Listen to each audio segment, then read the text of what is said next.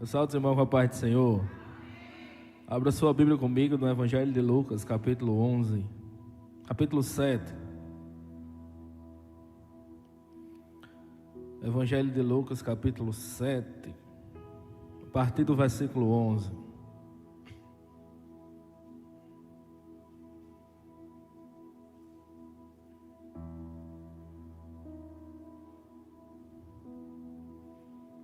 E diz assim a palavra do Senhor. Logo depois, Jesus foi à cidade chamada Naim, e com ele iam seus discípulos e uma grande multidão. Ao se aproximar da porta da cidade, estava saindo o enterro do filho único de uma viúva, e uma grande multidão da cidade estava com ela.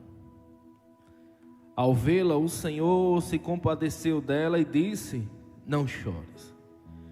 Depois aproximou-se, tocou o caixão, e os que o carregavam pararam. E Jesus disse: jovem, eu digo, levante-se. O jovem sentando-se e começou a conversar, e Jesus o entregou à sua mãe. Esse milagre é um dos milagres de Jesus que também a gente tem um maior foco em ler, em pregar, em ministrar para as pessoas. Talvez você se pergunte: Raulson, por quê? Porque Jesus entrou numa terra bem pequenininha para operar um único milagre e foi embora. As pessoas acham às vezes que por conta de onde você mora, quem você é, aonde você está, Jesus não vai fazer o que você está pedindo. Por conta da sua realidade financeira, onde você esteja, aí você diz: Raul, é impossível Jesus fazer isso na minha vida. Nós delimitamos o poder de Jesus pela condição que a gente está. Pelo que a gente está passando, nós dizemos: Senhor, é impossível o Senhor operar esse milagre. A Bíblia relata que Jesus não entra nem na cidade. Da porta da cidade mesmo, Jesus interrompe o funeral desse menino. E manda que todo mundo pare e olha para uma mãe triste, sofrida, precisando de um socorro. Talvez seja assim a sua situação. Você pode dizer: Raul, eu cheguei aqui triste, abatido, abatida, precisando de um socorro, de uma palavra e de um escape. Aí Jesus me traz até aqui para dizer para você que Ele chegou na sua Naim. Ele chegou aonde você menos esperava para fazer o que você mais tem pedido. O seu inesperado vai acontecer hoje. O que você tanto busca, Deus está dizendo para você: eu vou realizar hoje na sua vida. A Bíblia vai dizer que o cortejo estava quase saindo pela cidade. E Jesus chega na porta da cidade, olha para aquela mulher, e a primeira palavra que ele diz é: mulher, não chores. Imagina só, você parar de chorar em meio a um funeral de uma pessoa mais importante para você, e Jesus olhar para você e dizer: não chore. É o que Jesus está dizendo para você hoje aqui. Talvez você chegou aqui sem saída, sem alternativa de escape, e Jesus está dizendo para você: creia somente. Como ele disse para Jairo no meio do caminho, quando Jairo é interrompido pela notícia que a sua filha estava morta. E Jesus olha para ele: Jairo, crê somente.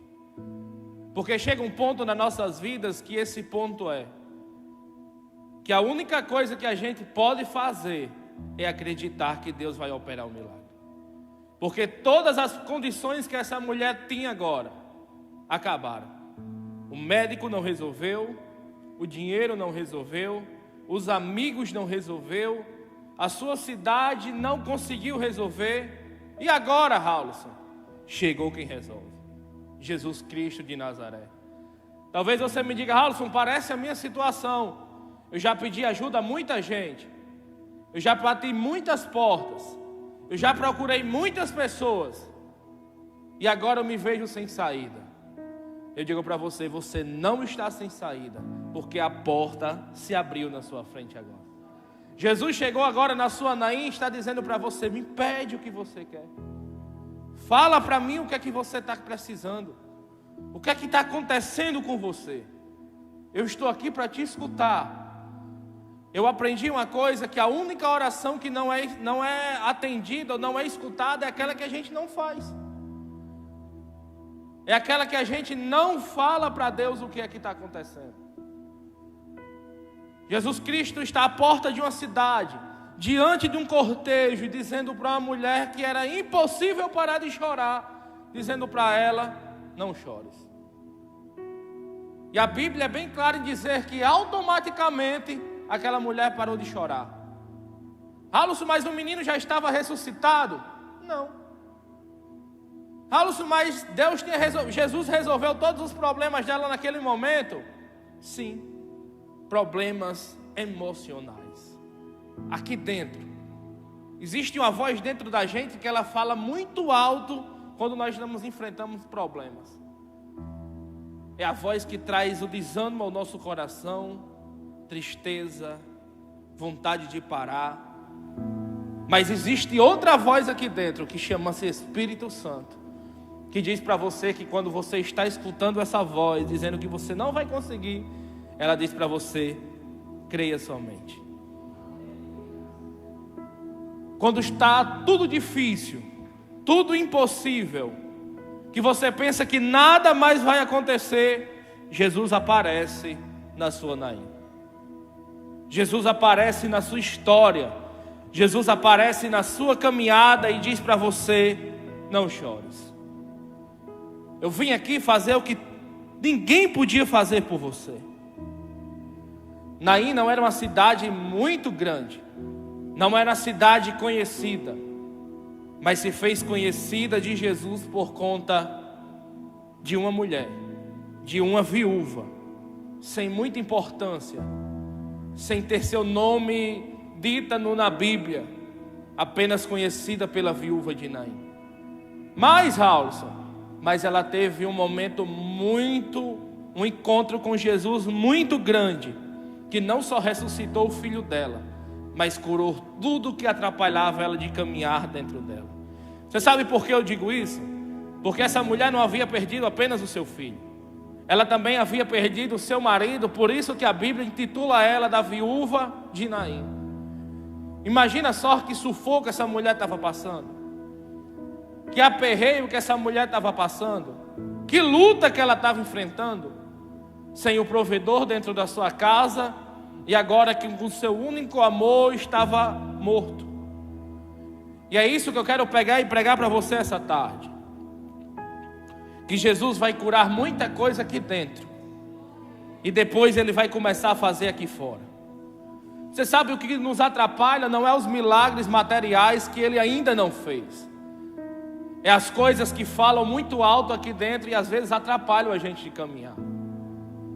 Às vezes o nosso problema é tão pequeno, mas há uma voz dizendo para nós que o nosso problema é muito grande e você não vai conseguir. Não é porque eu não tenho um carro do ano ou uma casa muito boa que eu paro de caminhar. Não é isso. É as feridas no meu interior que me atrapalham de prosseguir. Nós temos que aprender algumas coisas aqui com essa mulher e com Jesus nesse encontro, que não é sobre agora ressuscitar o filho, mas é ressuscitar aquilo que está morto dentro de você. Aquelas dores que você sente no interior, as dores que machucam a sua alma e te impedem de caminhar. Elas se tornam obstáculos nas nossas vidas e atrapalham a nossa vida, o nosso casamento, o nosso ministério, atrapalha a minha vivência com as outras pessoas. Ela atrapalha tudo, inclusive a minha vida espiritual. A gente vivemos uma vida espiritual como se fosse uma gangorra de altos e baixos. E essas feridas, elas contribuem para que eu esteja sempre com a minha vida espiritual embaixo. Quando nós começamos a entregar as dores que nós sentimos aqui dentro a Jesus, a nossa vida espiritual muda completamente. Você sabe por quê? Porque quando nós começamos a fazer isso, nós criamos mais fé, nós criamos mais intimidade, nós se aproximamos mais de Jesus. O que nos atrapalha não é as palavras ditas aqui fora, é como elas soam aqui dentro. O que nos atrapalha não é o que as pessoas dizem aqui fora, mas é quando entra aqui dentro. Você sabe por quê? Porque palavras ditas aqui fora, se eu vedar ela antes que ela entre no meu coração, não surte nenhum efeito. Mas se eu deixar ela entrar pelo meu coração, ela me atrapalha de caminhar. Você veio aqui essa tarde para aprender que o que está atrapalhando não é como você veio até aqui, mas como você está se sentindo sentado aqui. O que você está passando no seu interior. Eu não quero falar agora das bênçãos materiais que Deus tem para nos dar, porque eu sei que Ele vai nos dar. Mas sobre o seu interior. As coisas que acontecem dentro de você. Jesus disse para essa mulher: não chores, porque Ele sabia que o luto daquela mulher não era por apenas o seu filho, mas pelo seu marido. E por tudo que ela já tinha passado e enfrentado. Jesus pede para que ela pare de chorar, não apenas de uma forma que pare de sair lágrimas do seu rosto, mas que todas as dores dentro dela sejam curadas. Jesus pede que aquela mulher pare de chorar, porque Ele estava prestes a entregar algo bem maior a ela, e ela ia ficar sofrendo da mesma forma.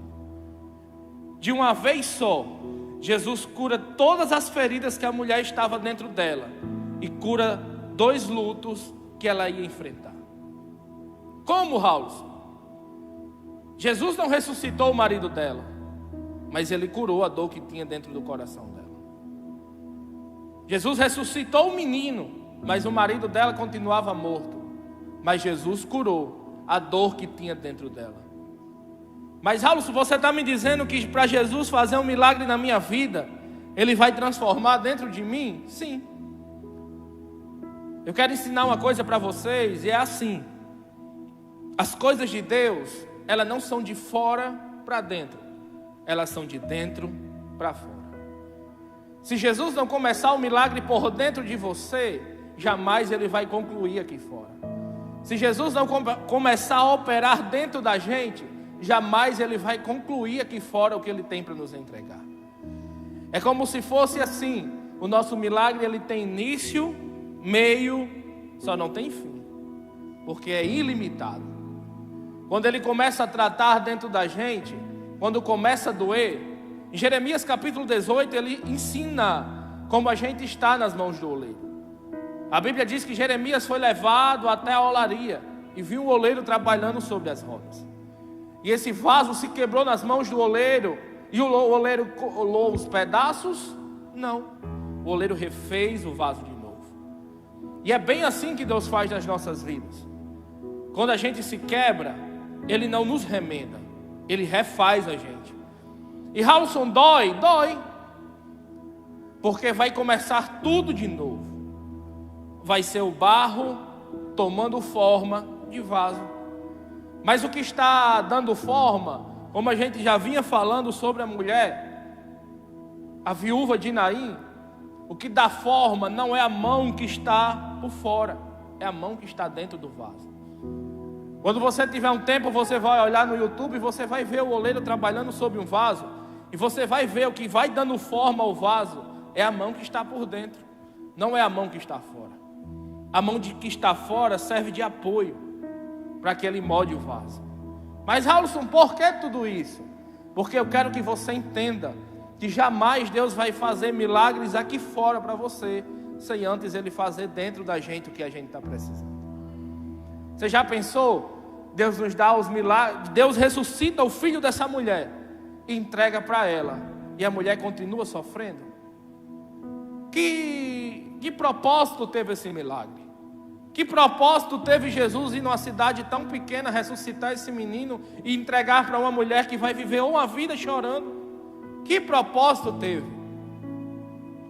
Deus só faz coisas na nossa vida com um propósito e uma finalidade.